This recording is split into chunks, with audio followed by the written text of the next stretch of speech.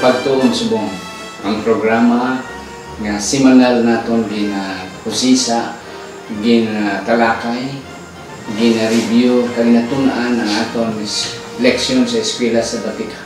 Kagini ginadala sa inyo sa Central Philippine Adventist College Church Media Ministry Department diri sa Alegria Murcia, Negros Occidental. Kagini ginadala naton sa aton pinulungan nga Inilonggo, kag sa sining tion ang akong kaupod amo ang akong gid nga church pastor diri sa CPAC Church. Wala sang iban kundi si Pastor Francis Duroy.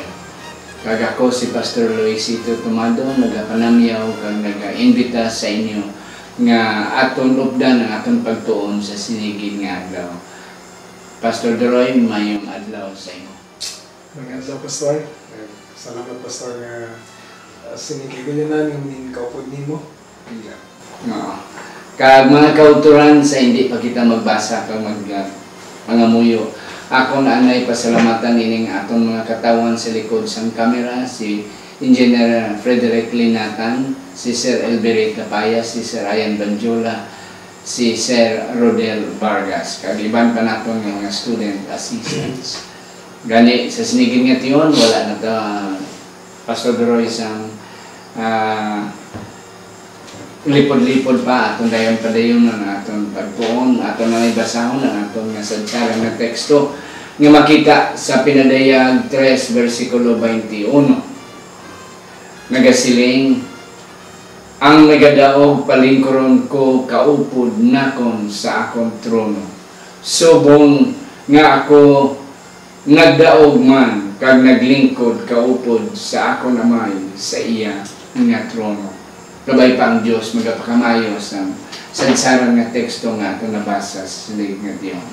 Atong niduko ang atong mga ulo, maluluyon kagungit ng namon nga Diyos sa sinig nga tiyon, sa liwat kami nagapalapit, kag nagatugian sang sining nga pagtuon, kabay pa nga ang balaan nga Espiritu, amo ang magahikot kag magadihon sang tagsa ka mga pangunaw na sa sinigid nga tiyon. Salamat ngay muging sa bata mong pangamuyo sa ngalan na Jesus nga among manunubos. Amen. Pastor Duroy, ang aton sadsara, ang aton leksyon sa sininga simana. Ari kita sa leksyon numero 3. Halin sa Abril 14, tubtob sa Abril 21. Ang titulo sa aton leksyon numero 3, si Jesus kag ang libros ang bugna. Kag ato nabasa ang ato nga teksto sa sining simana aton pastor matalakay kung paano ang bugos nga kasulatan nagahambal bahin kay Jesus ang buluhaton ni Jesus kag iya nga pagluwas sa iyang mga katawan. So atong gina-saysay kag gina-emphasize nga ang Old Testament nagahambal bahin kay Kristo.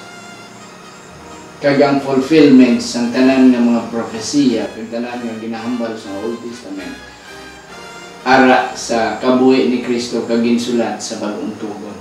Yes, Pastor, anong imong opinion kag imong insights nga mahatag ka? Sa simple nga pagka-hambal, Pastor, ang teksto na nagsiling All Scripture, 2 Timothy 16, All Scripture is given by inspiration. By inspiration. So, amana nga bisan gani ang New Testament, hindi naton mahangpan, Pastor. Kung hindi ni siya, kung sa iyang kaugalingon mismo, kung hindi naton i-upol man ang Old Testament. So, kaya may maganda siling, Pastor, nga New Testament na lang kita. The truth is, they are intertwined. Yeah. Daw, ano ba? Daw... Mag-asawa sila. Naangot gid. Naangot gid.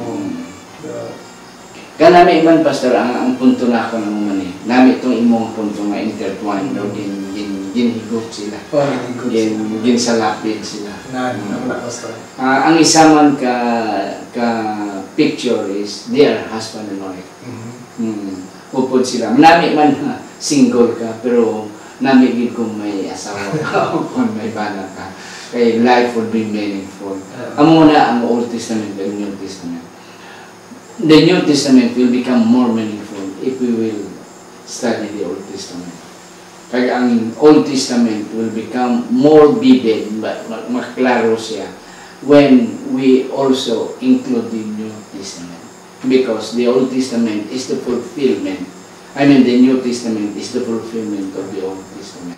Inseparable, Pastor. Inseparable, about silingon, inseparable din sila. Siling pa sa ibang mga pastor, no, kahoy ba? Ang Old Testament kahoy, ang bunga, ang New Testament. Okay. So, Pastor, there is a Sunday na itong leksyon, the structure of Revelation. Anong imong nakita, drama? Nga struktura o kung gambalay sa bugna, sa libro sa bugna. The structure of the book of Revelation. Ining structure, Pastor, daw sa nasiling mo gambalay bala, pero based din siya sa idea na represent sa book. Ang mga nagtuon sa Revelation, ang atong mga commentators or scholars, damo ni siya. Pero generally, ang kalabanan nag-agree na nakita magigila ang historical, ang duha ka klaro nga division, ang historical, kag ang eschatological. O kung ang future wala pa sa matabo sa katapusan. Kag ang nagligad, kag ang palabot. Ang nagligad, kag ang palabot. Kag luwas pa sa may center dito, thematic center. Ang thematic center is tatlo lang siya ka chapters. 12, 13, 14. Revelation 12, 13, 14. Kag dili ni siya sulagma, Pastor, or it's not just coincidence, or not just coincidentally, not just by mere happenstance sa ginasiling nila. Dili po nato makita ang Adventist message. Ang pagkuha kag ang sa Adventist message. Kanami, Pastor, sinang imong punto, mga kauturan, si Sir Duroy is New Testament professor natin diri sa CPAC. So, dira natin makita, Pastor, ang chiasmic structure sa book of Revelation, o kung sa libro sa bugna. Nga, ang first half of bugna sa Revelation, nagahambal mahit sa mga historical aspect. And then, may tatlo ka mga middle, mga nagkuhan ang pagbalhin. And then the last portion of the book of Revelation is speaking about the future.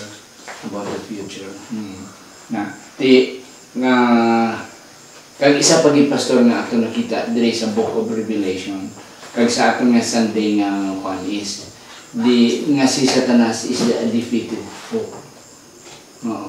Nga sigurado gid siya nga perde na siya.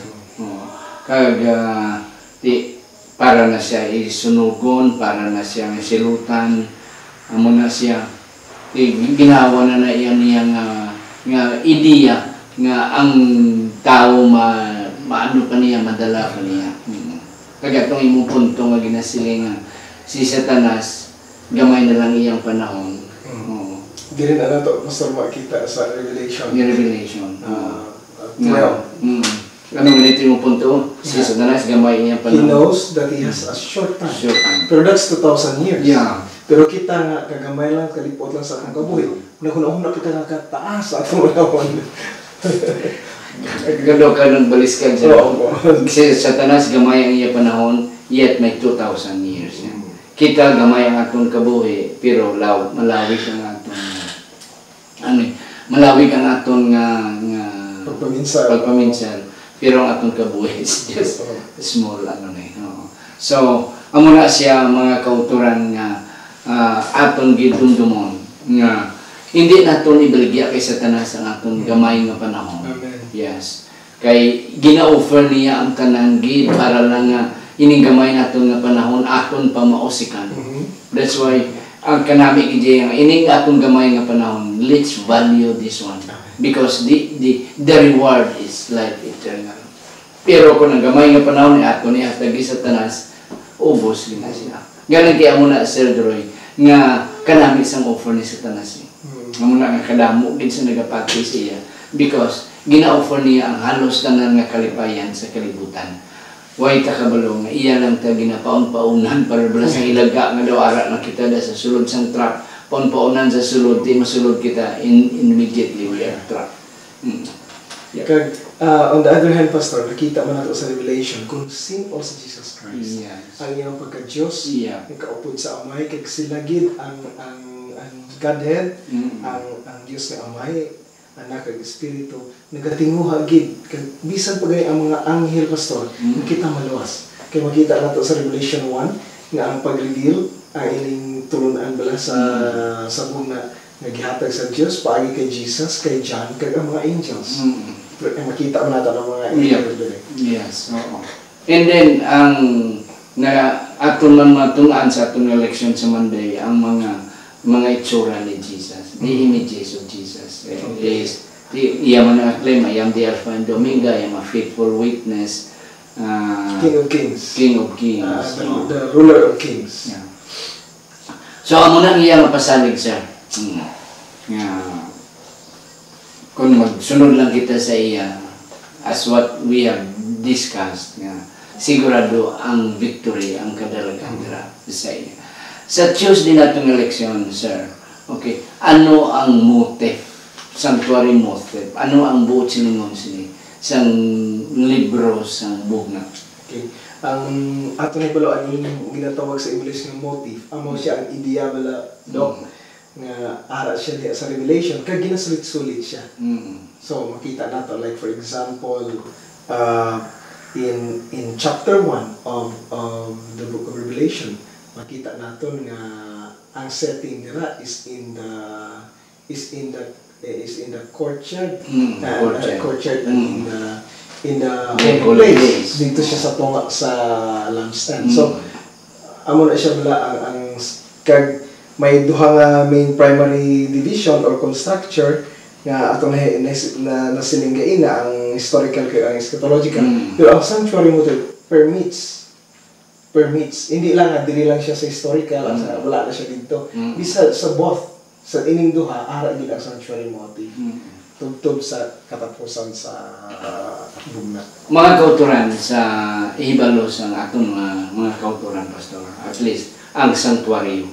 Kay sa atong nga ligad ng mga leksyon, ang atong nga doktrina sa Adventista kinuha ginaton sa sanctuary.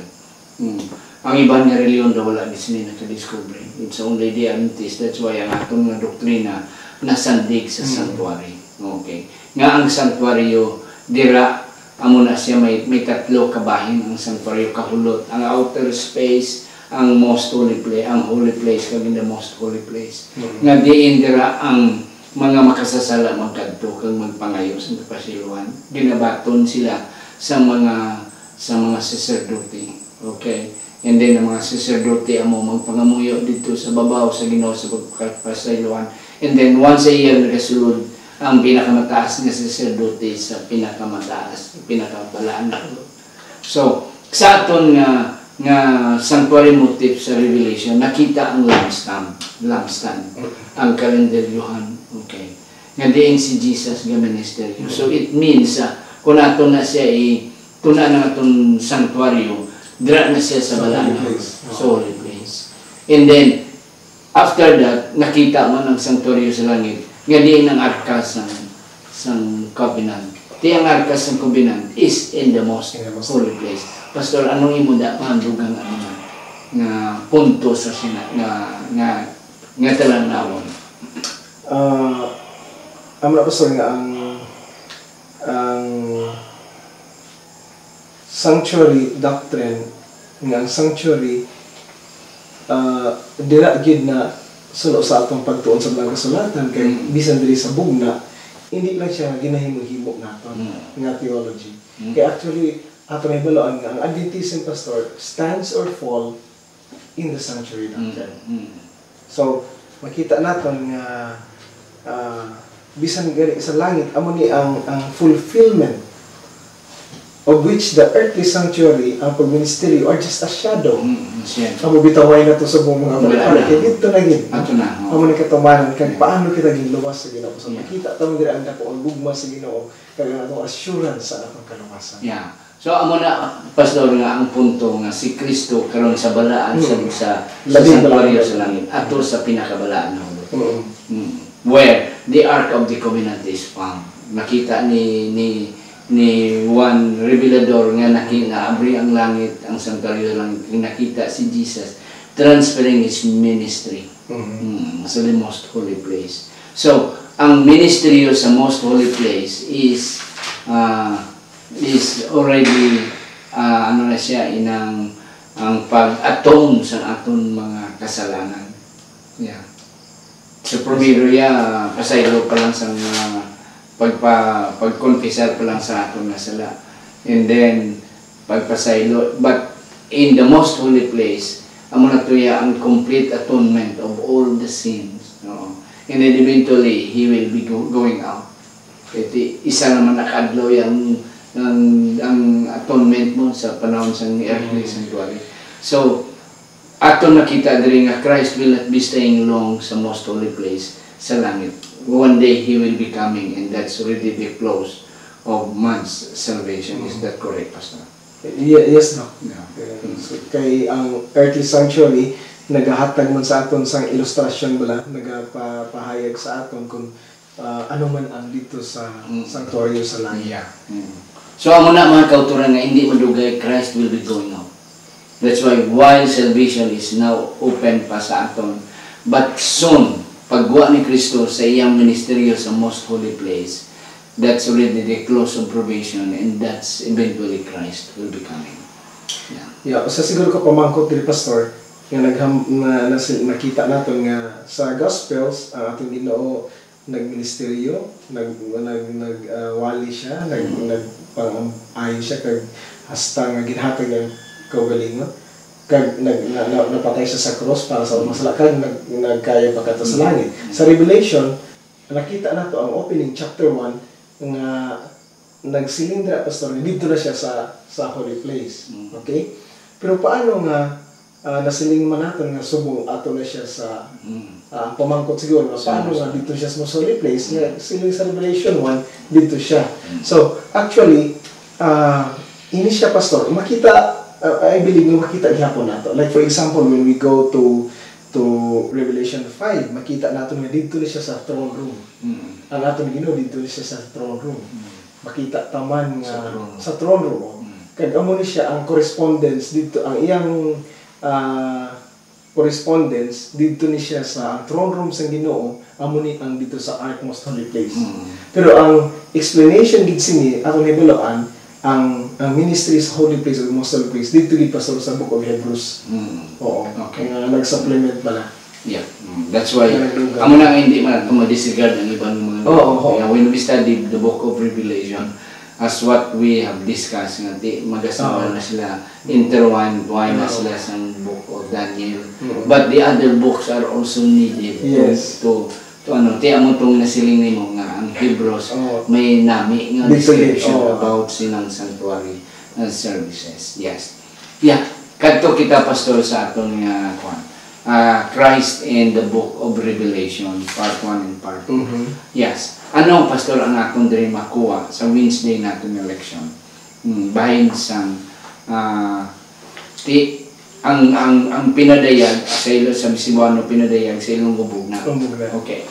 Kag ini siya ginasiling sa English nga, it is the revelation of Christ. It is the revelation from Christ, and it is the revelation about Christ.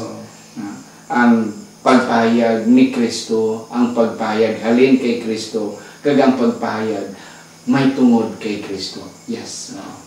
So, kung atong ginintindihon ang bugna pastor, it's about Jesus. So actually it is a revelation ang ginpahayag. Ginbugna. So sa pangalan pa lang pastor but silingon maintindihan ta gid. Pero kadamo sa mga Kristiyanon subong magambal nga ali na nato basahon. Hindi na nato. So nag-contradict siya pa sa title pa lang. Sa sining pinasahigin nga libro sa Ginoo para sa aton. So amo na Pastor, ako I'm really happy nga ako Adventist. Kay we are introduced to study the book of Revelation. Amo na ang makulang-kulang sa iban ni religion. Wala mo ko gasiling pero isa na sa mga nakulangan sa ila. Nga they are not studying the book of Revelation. They are not concentrating on the book of Revelation nga. Amo na ang padako, nagapatag kung ano ang buluhaton ni Kristo in the end time. Kaya kung ano ang ako nagyan sa mga panahon. And much more, what will be the outcome, what will be our life sa palabuton ng mga panahon. Gani mo na siya nga, ang bugna nga libro, ginatawag siya, ang pagpahayag ni Kristo, iya ni Kristo kag may tumuga sa kay Kristo. And then, amo na siya, sa ato na bala nga he will become King of Kings. So kag dayon amo nang siling niya, I will come again. Kag amo na siya ang may tabo kung anong may tabo sa aton.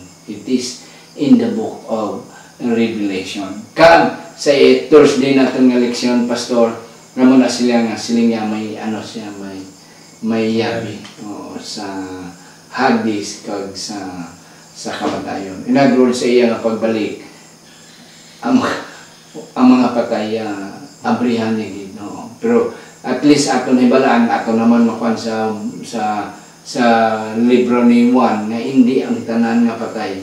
Kag sa Thessalonica hindi ang tanan nga patay, kundi ato lang ang napatay dira kay Kristo. Yes. Sa iya.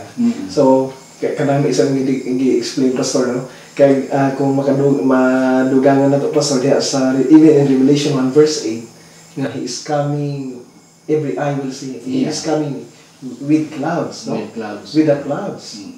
So and every eye can see. And every eye will see him. So makita na to Pastor nga ang second ang Advent, ang pangalan na nato Pastor, Seventh-day Adventist. So dili na makita na naton nga second coming ang ipadako sa Ginoo. First chapter pa lang. Oo. Kaya sa siling pa sa siya ang nang magbalik siya.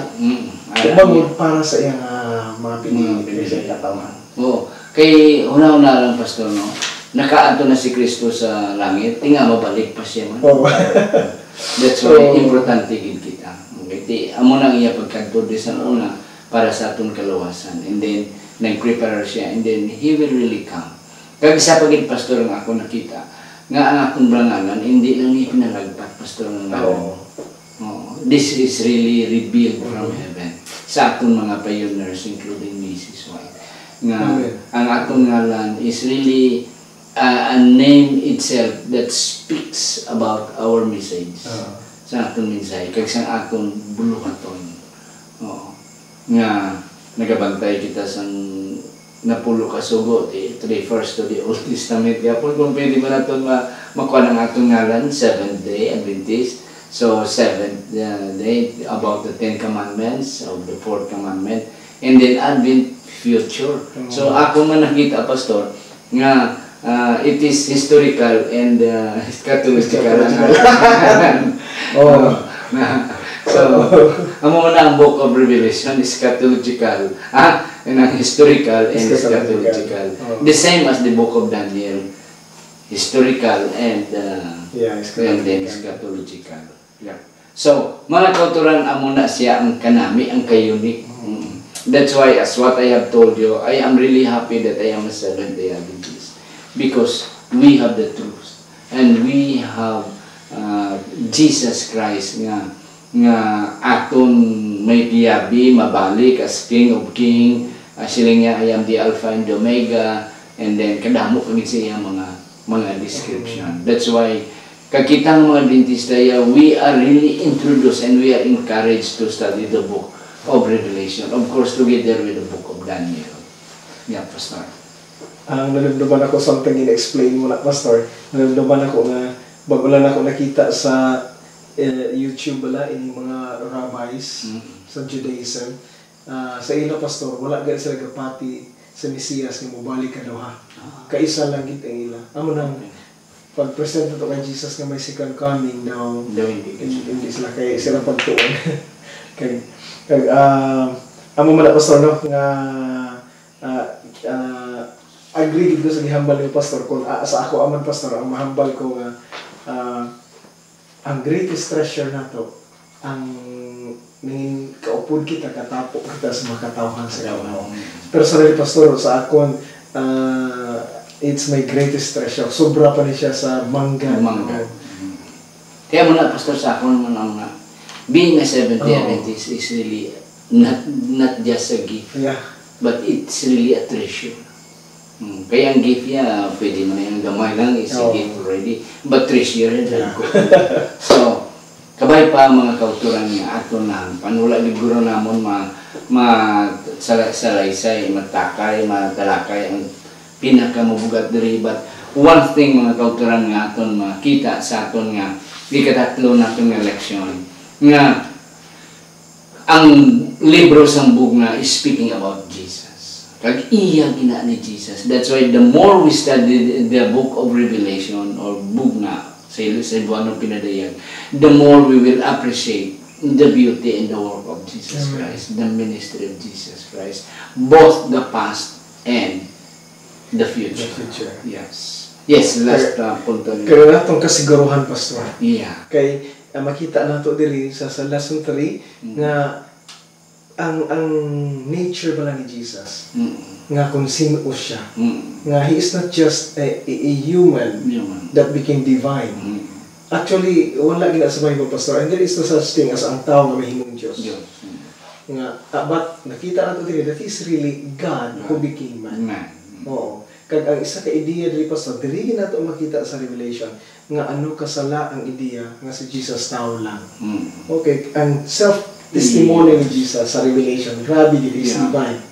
The Almighty, the Alpha and Omega, the first and the last, the Almighty. Amo na pastor nga daw ka subo no. May maibang nga katawan, may ibang nga reliyon nga siling si Jesus tao. Si Jesus nubo ng Dios. Or prophet lang. Or prophet lang siya. Para sa concept daw kasubo nga ano nga pamatyagon. But let us be happy nga kita mga Adventista nga si Kristo gidaya amo ang pinakadako si Kristo, just like the Father and the Holy Spirit. Sa sunod nating election we will be studying the Trinity. Pero ang kanami ng gid sa aton nga doktrina kay ginadako ginaton ang emphasis sang nahimo ni Kristo sa nagligad kag ang iya pamahimo para sa aton. As long as we will just cling on His promises and believe and follow Him. Mga kauturan, kabay pa ang Diyos magpakamayo sa aton, kag pabilin kita sa pag-alagad sa Ginoo, kag padayon naton natunan ang aton libro sang pinadayag sang bugna, kay the more we will appreciate the beauty and the ministry of Christ. Amen. Aton ni ko ang aton mga ulo, aton pangabayon sa Pastor Duroy sa pagpangamuyo. Ang naman yung langit doon, amon mga luga, kag nag-igugma sa tagsakag sa amon, na naghahatag bisan pa sa mga bugtong anak, agod kanitanan, maluwas sa mga sala, kag mga angot, kag liwat ng imong mga inanaw. Amay sining adlaw ilo pamay kami nagpasalamat, nagadayon sa imong ngalan. Bungod na nakita lang mo ang nagikasalan ng kumatuuran kay Kristo Jesus ang Ginoo ug manluluwas kay among Dios. Siya Ginoo, siya gid ang magaluwas sa magkabalik sa dala sa amon dito sa langit nga pagayaan. Kagabay pa niya kalipay Ginoo kag kasiguruhan sa kaluwasan may kinabuhi namon kay mapahat sa mapakigbahin namon sa iban. Kag inito na itugin pasalamatan sa mata ni singalan ni Jesus ang luluwas. Amen.